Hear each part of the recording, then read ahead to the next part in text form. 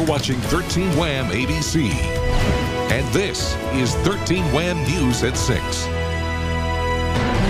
We begin with breaking news on several fronts tonight. A suspect dies during a shootout with the Rochester police after they say he shot 3 others, 1 fatally, leading officers on a chase.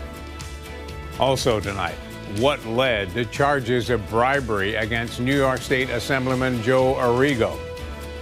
And Florida, a scene of devastation from Hurricane Michael. We'll take a look at the damage from this near Category 5 storm. Good evening. I'm Don Alhart. First, we're going to go right to that compelling video as our reporter and photographer witnessed a homicide suspect leading police on a long chase. They were zigzagging through Rochester while shooting out the window of that van.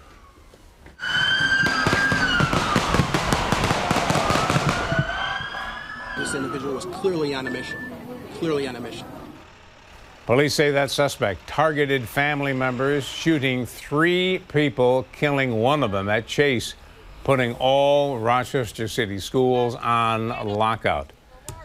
Now, the suspect in that case later died in a shootout with police. We have team coverage tonight, several crews at the scenes all day. We're going to begin with Jane Flash in the newsroom tonight. Jane? Well, Don, a very dangerous situation for police and for people on the street. It started when officers linked the 3 shootings to a rented U-Haul driven by the suspect. We now know the shooter is 47-year-old Terrell Henry and that he intended to shoot his entire family.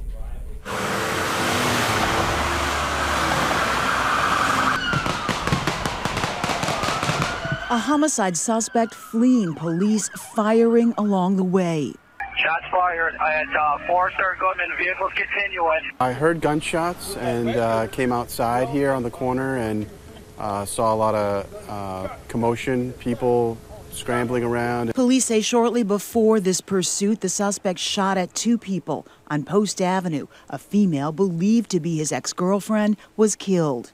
It's alleged he then moved on to the neighborhood near School 25, shooting a man identified as his son. This was a dangerous incident. This individual clearly had a mission. We believe the suspect had every intention of killing many more people than he was able to. Police moved in, helicopters, more officers. All city schools were put in a lockout, kids brought inside, doors and windows secured. I left my car in park in the middle of the street and just tried to run to the school trying to get the kids. The vehicle ended up crashing into a driveway, some other vehicles, and shots were exchanged, and the suspect suffered a fatal gunshot wound. Today, I am really, truly blessed that the police have done what they have done to try to get this person. Now, during that chase, the suspect targeted a sheriff's deputy. That deputy got into a defensive stance and returned fire. Police brought this to an end without injury to themselves or to anyone on the street. Mayor Warren, a few minutes ago, thanked officers for literally putting themselves in the line of fire. In the newsroom, I'm Jane Flash.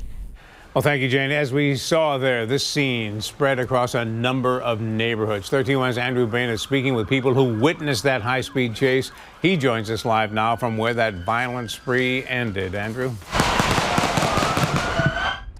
Yeah, Don, you can see I'm right across from Francis and Bay Street here, and you can see there's still police tape and cruisers blocking it off. No cars have been allowed down there all day long. And I talked with people who live here, residents who saw this happen as it was unfolding. They saw the chase. They saw the shooting that happened moments after, like you saw earlier. Our own crew captured those moments. You can see the U-Haul going by and then police cruisers right behind it, and then a shootout moments later. Now, those who saw it here tell me it was a terrifying sight.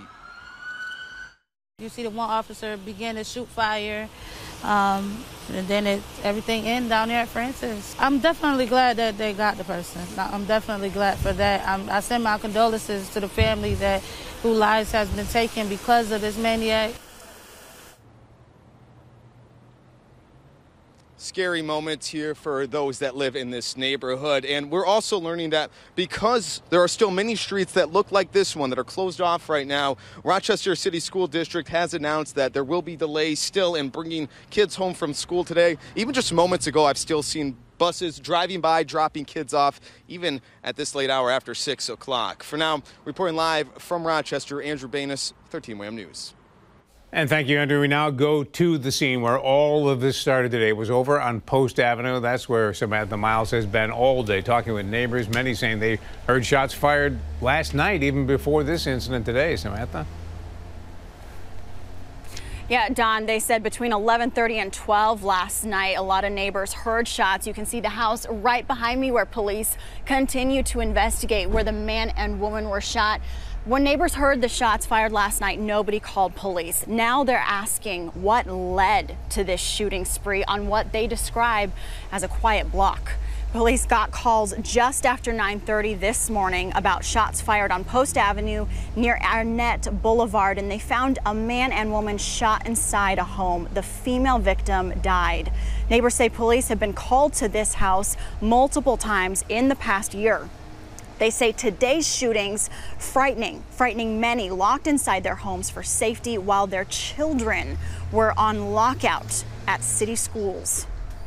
I just got a call from the school, from the principal, saying that all the kids were in lockdown, sitting on the floor in the cafeteria against the wall. We're all in shock because nothing has ever happened since I've been here, and my other neighbor who's been here for 15 years, nothing has ever happened since she's been here. So we're kind of like, we don't want it to start happening, on our street. Whatever brought this here on, it had to be something serious dealing within the household, and they should have tried to find out exactly what that is. And you hear from neighbors that exact question tonight. What exactly led to this? We're still working to learn more about the victims involved. For now, we're live in Rochester. Samantha Miles, 13 WHAM News.